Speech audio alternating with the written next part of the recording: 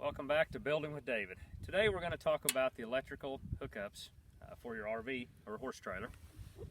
So inside the box here at Von Holten Ranch we have all three choices. Some places don't have that, but we have the 20 amp, the 30 amp, and the 50 amp.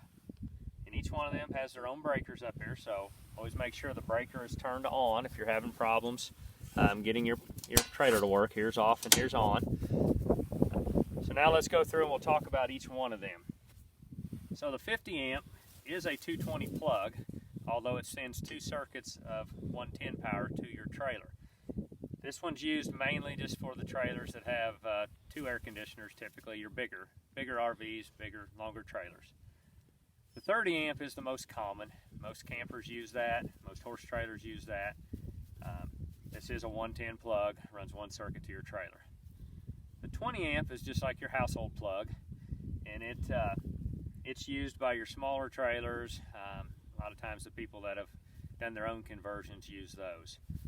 Now you have to be careful with that because the 20 amp is not a lot of power, and if you're trying to run an air conditioner and a microwave at the same time, it's not going to work, or say a microwave and a coffee pot. So you have to be careful on that when you're hooked to the 20 amp.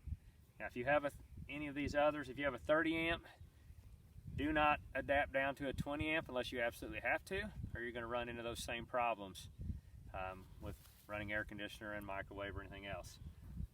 So if you have to adapt, it's best to adapt up to a 50. Same way if you got a 50 amp, if you adapt down to a 30, you're only going to be able to use half of your stuff. So do not use adapters unless you absolutely have to. And so hopefully you've learned something today, and thank you for tuning in.